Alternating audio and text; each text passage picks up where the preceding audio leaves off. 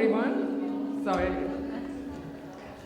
My name is Pehlevan, and I would like to introduce you our second keynote speaker, Rafael Sachs from Technion University.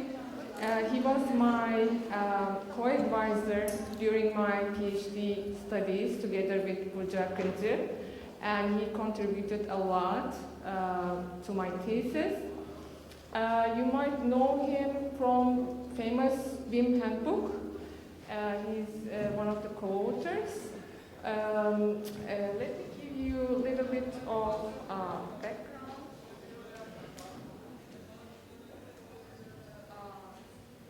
Sorry.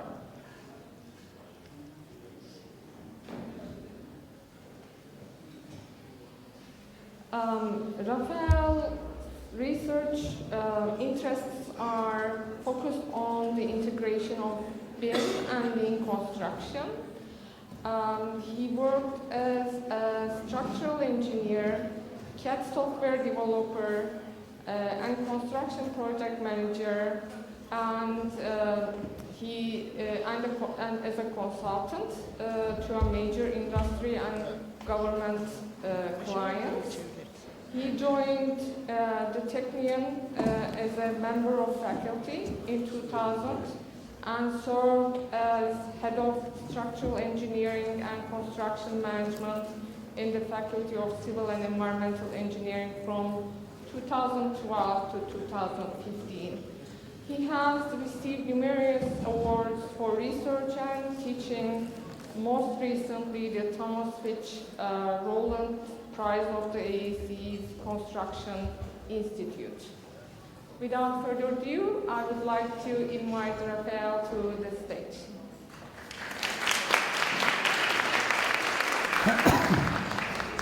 Thank you very much, Esin. I have very fond memories of the time when you were at Carnegie Mellon and I at Georgia Tech. And I think it's many of those industry experiences that form or guide the research in following years. I do want to begin by thanking all of our very warm and wonderful friends here in Turkey, from Ankara and from Istanbul, who have been so helpful in bringing us here. So thank you to Zeynep, to Talat, thank you very much. And thank you to Hande, especially for making sure that I got on the plane and actually arrived and had somewhere to sleep. So thank you sincerely. And thank you to everyone for attending and taking part. I thought I would talk about exploring digital twin construction. And I want to say that we have a strange situation in the construction industry because in some areas of research we're way ahead and the bulk of the industry is way behind. And so I'm going to present things that we talked about this in the session before lunch, in some sense are optimistic or they're looking to a future. But we need to recognize, and I want to say before I begin, that much of this is still a vision and not a reality. So our job as researchers is not so much to say, oh, it's going to be great, it's going to be wonderful, one of the advantages, but to try to solve the technical problems and then to come up with a better understanding of what's possible and what's not possible. As Esin said, my work focuses on lean construction. I lead the Seskin Virtual Construction Lab at the Technion. We're a team of 9 or 10 researchers. And we have, as she said, two foci, the lean construction work and the building information modeling work. And we currently are engaged in 2 European Union projects which sit at the crossroads of these two things. One of the areas where I've been engaged most significantly, probably for 15 or more years, is this area of lean and BIM synergies. And we've been through many prototype implementations in the laboratory, and there is now also a company that implements this called VisiLean. So now to the topic at hand. What I want to try and do is answer the main question, which is, what is digital twin construction? It's a strange thing, a strange name. And do we really need a new acronym? after we had BIM for so long and CAD for so long before that. They're not really comparable. But in order to answer that question, I think I need to first reach with you a common understanding of where we are now in construction. So we'll talk about what is the current paradigm in the construction industry, and that's because I want to present digital twin construction as a new paradigm in construction, a new way of understanding the industry.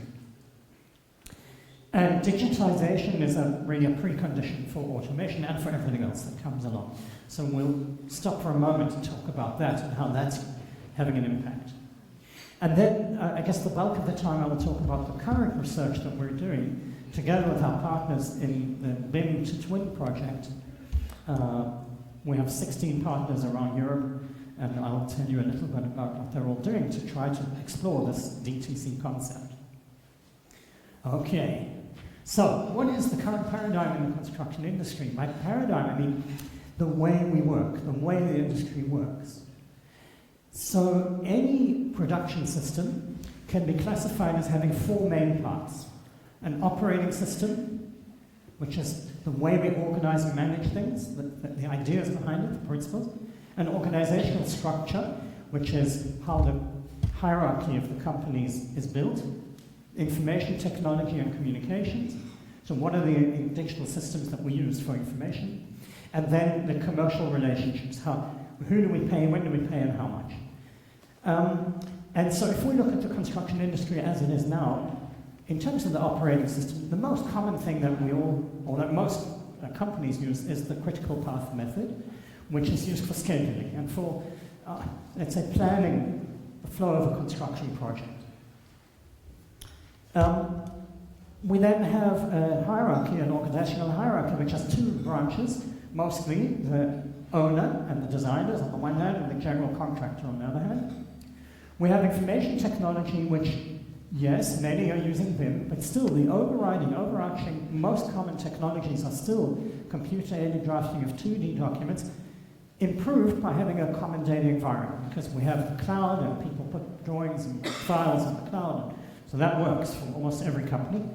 And in terms of commercial relationships, we have design build, we have integrated project delivery, we have a lot of other stuff, but the vast majority are still using this design something, finish the design, put it out for bid, get the bids, choose the lowest price, and build.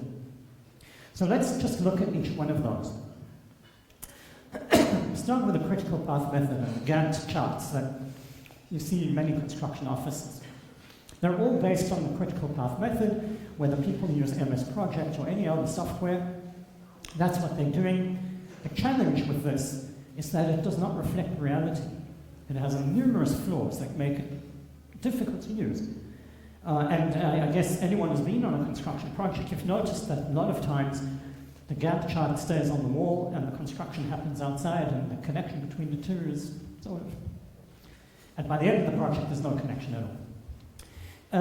The trouble is that these arrows represent only precedence constraints, which means technology constraints, but they ignore all the other kinds of constraints like equipment, resources, workflow, information, a range of things, spaces available, safety, which all impact on the flow of work. They model activities as whole black boxes, so they ignore the actual behavior. You might have one activity being doing the floor tiles on the 5th floor. But the crews don't work that way. They go there, they start something, they lay some tiles, and they go and do something else, and they come back, and half the crew goes away for a week, and then some other workers come back. So the way that the work looks and the way they behave has nothing to do with the way it's represented in these things. So they're inflexible, and of course they're deterministic mostly. We do have Monte Carlo and risk methods and so on, but by and large people use them in a deterministic way. So that floor tiling on the 5th floor is 10 days, and that's suitable only for master planning. So practically speaking, you can have master plans using CPM. They're good for the contract between the owner and the contractor. They're not much good for actually organizing the work. This hierarchy is such that we have an owner who generally might have a project manager with the architects and designers and consultants of various kinds. They are meant to be beholden to the owner and provide professional services, Whereas on the other hand, we have the general contractor and all the subcontractors and subcontractors and the suppliers. They're in a competitive commercial relationship with the owner, so that the relationship between the project manager and the general contractor is generally very difficult. And the paths of communication are very long. So it means that if some guy putting something on the facade wants to know something about where the electric point should be, they send their questions through the general contractors organization. There's an RFI, it goes over to the owner, the project manager, they send it down to the architect, and you end up with very long chains of communication. Our problems with CAD, I think, are well known. I don't need to repeat them. We store the information in the drawing. We often get inconsistencies across drawings. That's a big challenge. Multiple versions of the same information can be generated.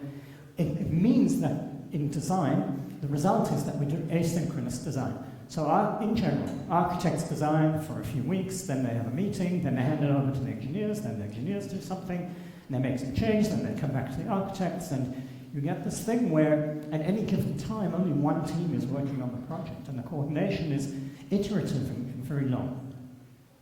And of course, very difficult to use them in terms of any software for other applications. And then the design build, of course, we have the regular flow where there's design and then bid and then build at the end. But fundamentally, we suffer the problems of it being a very competitive relationship. I can go back for a second. No, yes, I can. We suffer the